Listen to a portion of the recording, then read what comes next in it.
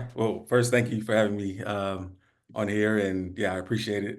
And yeah, I'm JClay. I call myself a spiritual rapper, but it's also a positive wisdom rapper. Like I like to infuse wisdom, spiritual wisdom, just with things that people can understand on a regular basis. Because I found that happiness and peace is not hard, but sometimes people think it is, and it may be like one tweak that they need to make. And I try to point that out in my music so that listeners can actually heal while listening and enjoy the music as well. Nice, nice. And where are you based? Just for people I'm to know. based in Houston, Texas, in the All United right. States. Okay, Yeah. good stuff. Okay, so let's just dive into it. So I got a couple questions. The first one, have you ever experienced a creative block due to mental health struggles? And if so, how did you overcome it? What lessons did you learn? And then on the flip side, I want you to say, have you ever had an opportunity to be creative during mental health struggles? And what's that experience like to be vulnerable in that situation? So a bit of the block and also the productivity, creativity. So yeah. Yes. So what's interesting is I haven't had creative blocks due to mental health struggles, but I've had creative blocks when I was well off, I guess, if that makes sense. And I'll explain the difference. So usually if I was stuck in a mindset, music would be my outlet. It would be a way to release the tension, to just put something out there, not even to release to the public, but just for myself, like maybe play the keyboard, try to rap, try to do anything creative. It will get me into a different mindset. Now, a creative block it's more comes from I'm not sure where it comes from, but it's a chance to be different. It's like you're doing the same thing so regularly. I see it as a cue, like, okay, I have to change things up. It might not be music today, it might be something else, but I definitely need to do something different. But I do want to say about creating from a mentally unwell place produces content I found that furthers that mindset. Um, and it's important to know this, to know the difference, because you could be creating a world where this is reflected to you more and more. Like the more you put something out, the more it's reflected to you, and you wonder, why can't I get out of this mindset? Why can't I get out of these feelings that I have? It's simply because you added to it. You've given more power to it, and you shared it with others so that they can then share it back with you. So it's important to, like, if you do need to create something from that mindset, once you create it, let that be it. Don't put it out. I mean, it could be a great song, I understand, but if you want that peace and happiness, it's tough to add non-peace and happiness to the world. That really impacted me because even there's literature showing Logic the rapper, he did 3 performances for like a suicide prevention purpose, and people professors in Austria measured the impact on suicide rates, and it was really interesting. It was reduced by 245 fewer. So this is very powerful. Words can be medicine, words can be nefarious, it could be everything. So Yeah. that's really interesting. So in terms of advice to like aspiring artists who are struggling potentially with their mental health, or just struggling with life and where their identity and things like that, yeah, what advice would you give for them? Yeah. Yeah. So the key is really just following your passion, following your joy, doing what's fun. Now, music is fun in itself. So, like I said, even if you're in that mindset and you create musically, you're gonna feel better because it's what you love to do. You're stepping into that passion.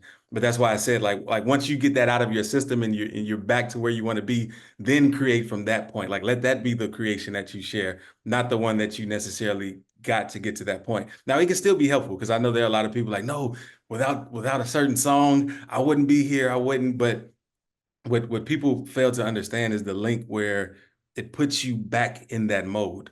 So like whenever I'm performing a song, if I want to give an authentic performance, I have to go back and embody that song. Whatever the song is, I have to really truly embody it. And if it's from a negative place, I now have negative emotions. I have negative mannerisms, and I'm mad while I'm giving a certain performance. And it's like, why am I mad? This is a happy occasion, and the crowd feels it too. The crowd can feed off that energy. So that's why it's important to know the state that you're creating and be wise about sharing it. I love that wisdom, because you made me think about, artists who might not have autonomy over how they present themselves or what songs they sing. And I remember through previous conversations we've had, you were talking about Amy Winehouse and some other artists. And if you could elaborate on that a little bit more. Right, yeah, yeah. Artists like that, like some artists, their biggest hits might be a reminder of the darkest times they had. So now they're having all this success, making all this money, they're living their dreams, but they wonder like, why am I not so happy? Is because every night they're reliving their trauma in a big way. And not only that, fans are probably reminding them of it because they're sending messages of it, and it keeps them in that space.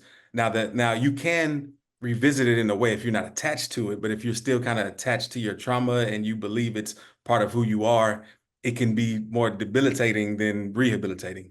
And we've seen it where many artists died young who were at the top of their career, and it's like, wow, they had so much more that they could do, but they couldn't get out of that mindset for a reason. That is really, that I find that fascinating.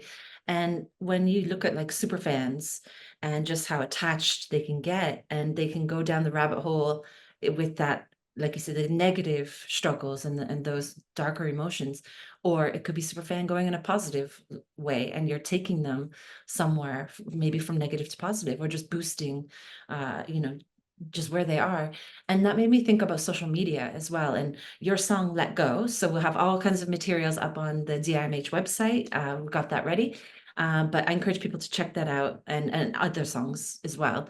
But I looked through the comment section on social media on like YouTube, and oh my gosh, like I want to do some natural language on this and like actually pull some themes out and all this kind of qualitative stuff, because it's just beautiful what people are saying and stuff. Like you've gone deep with people there. So just yeah, quick question about like fans and how, like the positive side of, comments on these sites. Like, do you read them? Does it impact you? Does it feel good? Does it feel bad? Like, where do you see all that as an artist? Yeah, I love it because it's a direct connection with the audience you're trying to reach, and you know if it's doing what you intended or not.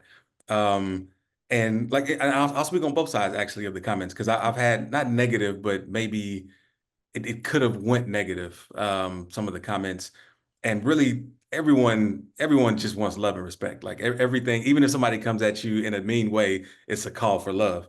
And if you meet them with that, it's amazing to see the change in the comment, like in the response to your comment. It's like, wow, they were maybe angry about something and then they switched. But on the positive end, yeah, I've gotten all kind of great messages of how this helped people get out of their state, how it lets them forgive people.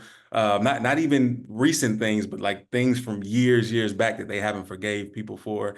It helped them move on and just be in a happier state and heal. Like even somebody sent me a picture of themselves in the hospital, and they was like, I was in a bad accident. I was feeling down on myself, and I've just been listening to your song, Let Go nonstop, and it's really healing me. I'm feeling much better. I'm feeling good, and yeah. It's amazing. Wow. Yeah, like yeah, myself included. I have that on rotation, just like repeatedly. Um, and you mentioned at the beginning spirituality. And does spirituality come into that song, or other songs that you want to speak to that? Yes, the spirituality is all through that song. It's filled with the spiritualism. Like the idea is oneness, right? And I know that might be hard for some people to believe, like, how are we all one? We're not all one. But one important thing that you can look at is that you give meaning to everything in your life. So I'm speaking into a microphone. To me, a microphone has a meaning. Like it allows me to amplify my voice. But to a kid, it could be a drumstick or something. It could be something different. So everything in the world has your filter on it. So you're not even experiencing me, you're experiencing your idea of me. And so everything is you or everything is me from my perspective. So it's all one in that instant. And so it's not a matter of changing a person, it's a matter of changing your idea about that person. And when you do, they actually fit in a way that it'll look like they'll change before your eyes when you change the judgments that you brought toward them. I don't know how to explain it, but it's like magic. It's like, wow, I treat them with respect. I look at them with respect, and that's how they treat me now. Like it's different. I That get makes sense. that. It makes perfect sense. And I'll jump in with my own experience working with a patient. And it was the patients would write their own lyrics and then go in the booth and record. And it was like a very, yeah, just a safe space for people to heal. And but this one participant, I got her wrong at every step. And so these layers were coming out. And so first, her body language, eyes, everything was just down. It seemed depressive. And so I just, oh, okay, she's not in a good way. And then I had to give an emotional questionnaire about lots of different emotions. And the word excited, how excited did she feel from 1 to 5, 5 being the most excited one, like not at all. And in a very kind of low tone, she just said, slowly said 5. And I was like, whoa, okay, it hit me. Like I literally got that wrong. So yeah, then I was like, okay, she's excited. It makes sense. She's in a recording studio. There's like a grime producer there. And that's like, this is a big deal. So yeah, I get it. I got that wrong, but I get why she's 5. And then like when she was in the recording studio, her lyrics, like when she started singing, I was just like, whoa, because she's singing rap. And it just she's rapping about like having a new relationship. They just bought a house and a car, and it was really positive. So I'm like, well, that's because she's excited. I misjudged her. I got it all wrong. And then at the end, the science was over. Like I wasn't asking any more questions, but we were just waiting there together while her ride was going to come. And I said, it sounds like you're in a really good place. And she's like, no, no, that's like not me. I don't have that. I don't have any of that. I want to aspire to have that, but I don't have any of that. So I was just singing about it. So again, if I didn't ask her what her lyrics were, her lyrics close to her life and her emotion, if I just looked at her body language, it's just when you have to put it all together, and then all of a sudden it's like, oh my gosh, I could have at every single turn misjudged this person.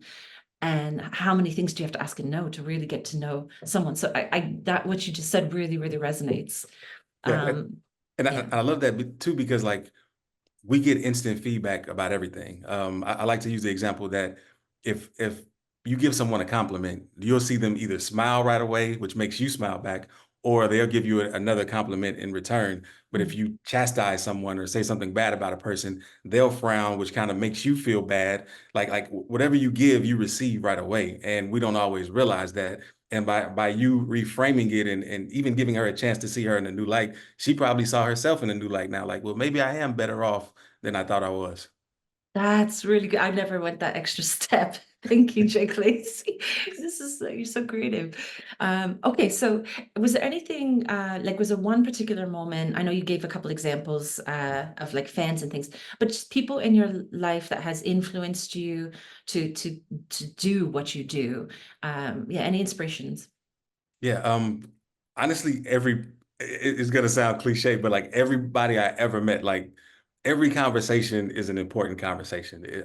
Even from the space of spirituality, one of my teachers would say every relationship is a holy relationship. And every interaction, it's like you either receive something you need or you get to teach something that they need. But even in that, you're learning something too. So it's like everything is a beautiful give and take.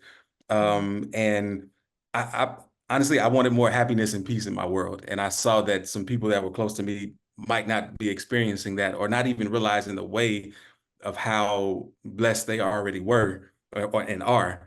And sometimes my songs may speak to that in a way that it's like, okay, other people are feeling this. Maybe they don't understand this. Let me put it in a song because it's something about music that just gives your word extra credibility.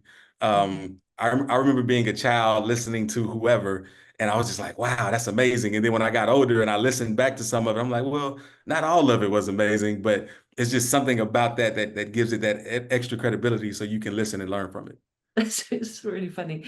But yeah, this is a random question, but so you hear your own voice a lot, right? Because you're Yeah. fine-tuning that. A lot of people hate hearing their voice. I hate hearing my voice. If someone's like, "Can you check your podcast?" It's just awful. But like, what's your view on that? Like, how do you like hearing your own voice? And I'm not saying are you arrogant, but Yeah. like, how do you deal with that?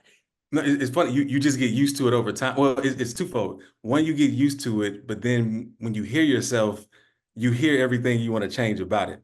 So like even now I do narrations, But I remember the first time I was ever asked to narrate something, I was like, "What do you mean? I don't have the voice for that. Like that's terrible." But he's like, "No, your voice is great." And I was at that point where I still didn't fully like my voice, in that way. So it's twofold. You just get used to it, but then as you listen, you tweak it, and it comes out to how you like it now. Yeah. That's incredible. And the voice changes over time as well, Yeah. like Right. from young person and Yeah. things like that. And I guess you also have influences from artists that that you like and you might want to borrow a little bit. But we'll come back to that a Okay. little bit when we talk about bot biting. Yeah. But let's shift focus.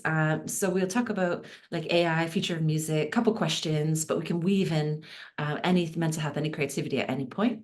Yeah. So how do you envision AI impacting the music industry in the next 5 to 10 years? I think it's going to have a huge impact, because AI is great. Well, AI is what you make of it. It's what how you intend to use it, and I don't think it can replicate the authenticness of a person or region. Like for example, with hip hop, authenticity is key. Like sometimes some people are great just because of their accent. And it's like they say certain words a certain way, and it adds to who they are. And if someone else tried to say those same words that way, it would be frowned upon. Like, no, that's not you. And I think AI can't duplicate that, but it can be useful for sparking ideas. It can be useful for breaking out of that mental block. I've used AI before where I was like, I need some rhyming words for something. And they put a bunch of words. I didn't use any of them, but it sparked me to what I needed. Like, so had I not read that, I wouldn't have been able to get back to what I wanted, if that makes sense. So, Yeah, that makes perfect sense. Oh, that's really cool. So yeah, you touched on authenticity. So I know kind of going back to the 90s here with hip hop and biting and comments by Snoop and all kinds of people that that is I think it was RZA, like that's the number one thing is just you don't bite, you don't steal lyrics, is all about authenticity. So I know you know about FN Mecca. This was the first artificial intelligence rapper and the lyrics were scraped from lots of artists, and there's a lot of issues with cultural appropriation. And an activist group, Industry Blackout, really spoke up. And this AI rapper, the first AI rapper, got like just torn down within a couple of days of launch by Capitol Records. And so that's a really interesting thing to think that deployment of AI and this concept that I just call like bot biting. How does that feel? Like if your lyrics were in that and someone's profiting from that, and how do you feel about people just taking stuff and building products and releasing it?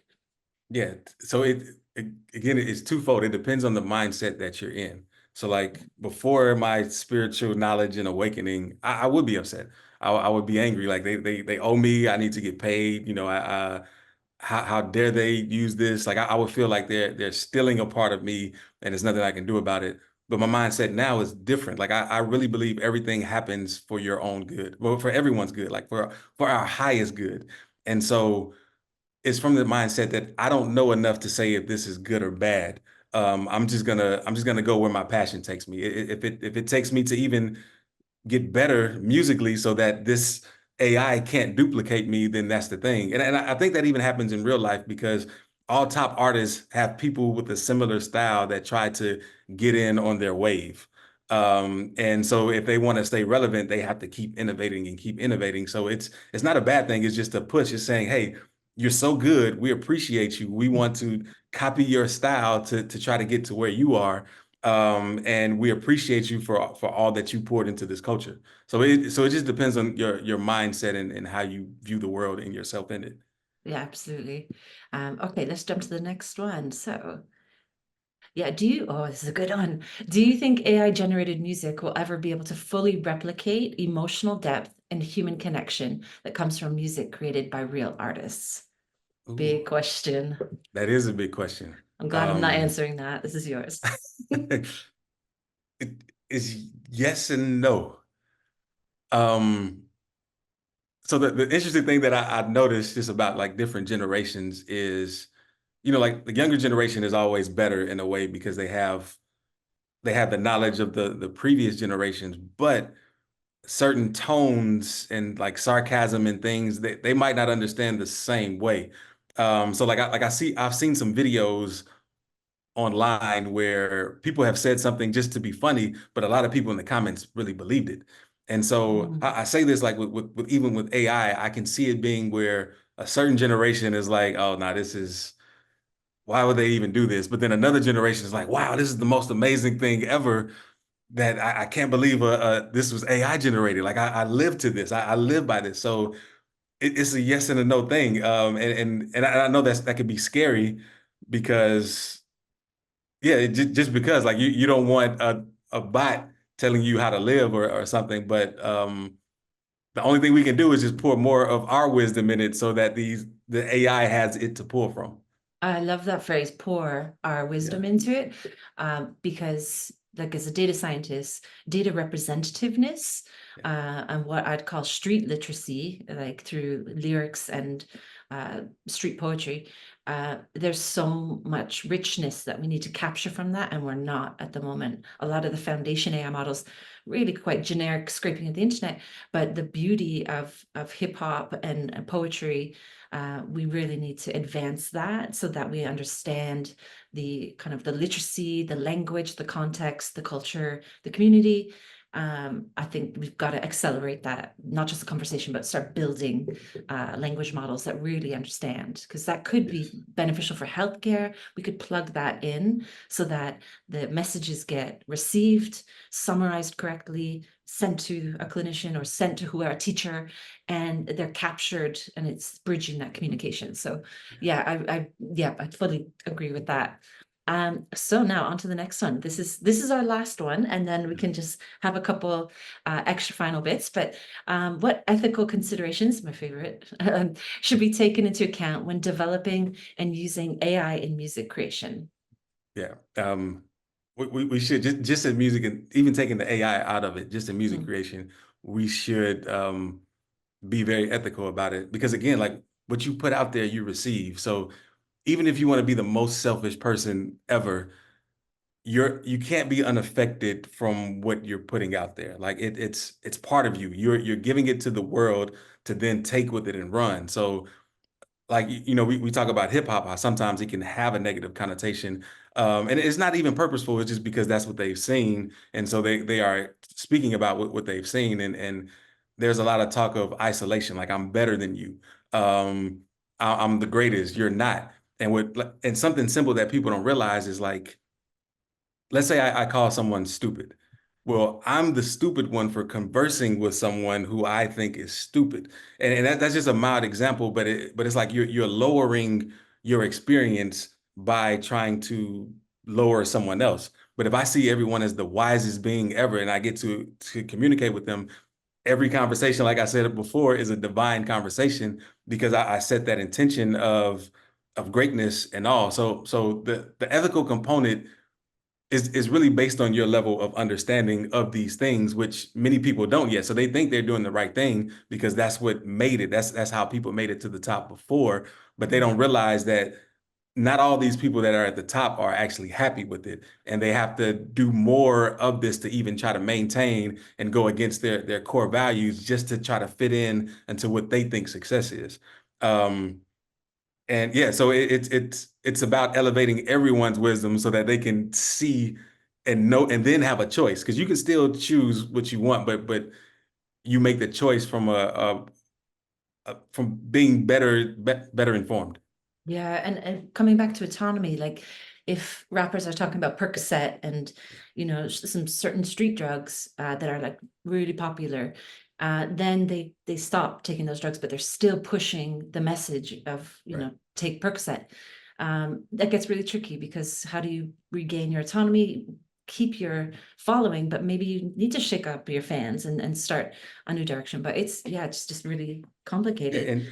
And to that real quick, like Mm. the older generation of hip hop, well, not the initial, but maybe the second generation of hip hop, they talked about selling drugs, and now this generation is talking about using drugs, and it's the natural progression, and we see what happens like what you speak about, you're going to step into. So it's very important that you speak about what you really want to step into and how you want to live your life.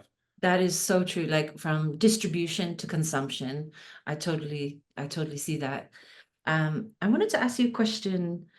Okay, so AI and humans, the lines are getting blurred. I recently put some lyrics from a pioneer, really well-known rapper, and I put it into this thing GPT-0, and it tells you, is it human written or is it AI derived? And so, this is like a real rapper. Put the lyrics in, and it came back as artificial intelligence, like almost certainly. And so that was kind of disappointing because it was very socially conscious, but it didn't pick up it had issues with the words and the way the language was presented. So then I took that, remember the AI rapper that I told you about? I took some of those lyrics from FN Mecca and put that in. And the response was, oh, this is definitely human. So this irony of this chatbot, stealing human lyrics, but then feeding it back in, and then it's all human. The lines are blurring and it's getting very confusing about, what is real, what's not, what's AI and what's not. Do you have any thoughts on that, or any limits as to what you'll play with in the technology kind of sense, or just any thoughts to that? Yeah. So it again, it always depends. I enjoy the lyric creation part. Like that's something I love doing. And so I might not delegate that out. Like before I rapped, I used to be a producer. I used to make beats. And like that was my creative expression. I love the creation of beats. But then as I got started more and more rapping, I didn't really have time to creatively do both. So I was fine with I guess giving that off to someone else to do. And I would start working with other producers. So like that's something that I would never want to give up the lyric creation part. But like let's say AI makes beats, I might be willing to hear an AI beat, but a producer may not. Like a producer might think, oh, that's absurd. So it's kind of where you are, like what you're willing to do. But a producer may want to rap, and so but he doesn't know how, and he might say, hey. AI, write me lyrics to this, and he might see it as ethically great. And it's no right or wrong answer to this. It's just where you are and how you and what helps you creatively get your idea out. Okay, amazing. So I'm going to end with one final question, just about words, because that was really interesting that you're really close to words. Your brain is just really sharp with language and rhyme, and all that kind of stuff. In terms of a filter, so I know we talked about this before, but some people have a filter before they speak. Some people don't. Some people do sometimes. Some people don't sometimes. But you get, everything in between and both extremes. So. Yeah, I think you have a filter when we were discussing it before. So where does that come from? Practice, from skill, from personality, from, what? Yeah, just walk me through the filter. Yes, it comes from practice. So I would say about maybe in 2015, I read this quote that changed my life.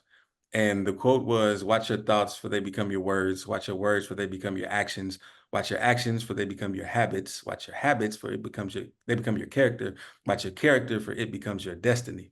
And so the Wow. way I am, I was like, is this true? Let me break this down. And I started from the back end of it with destiny. And I took like maybe professional athletes.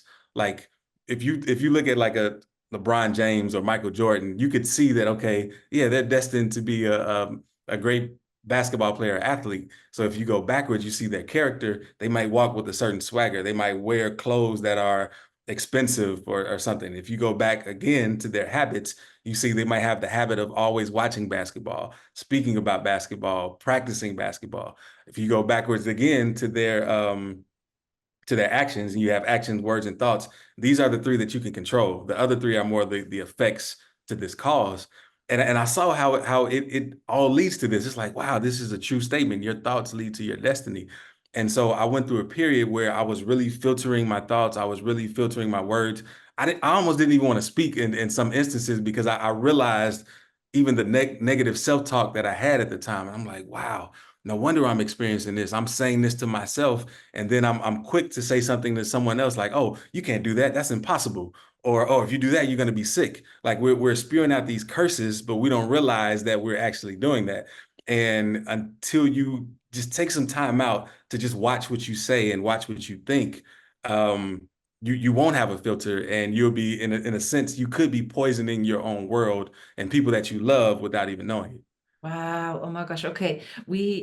That I find that fascinating. And I think that also links to questions about imposter syndrome as well. But we'll hold off on that because we can bring that into the live session. So I just want to thank you so much for packing so much into this short period that we've just had together. And I'm going to get this video out to the viewers, and hopefully it will spark thoughts, discussions for the live session, which is Thursday, 18th of July, 3 to 4 p.m. UK time.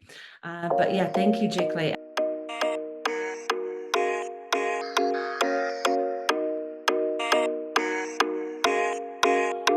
You don't gotta do nothing. Nothing. No, I'm serious.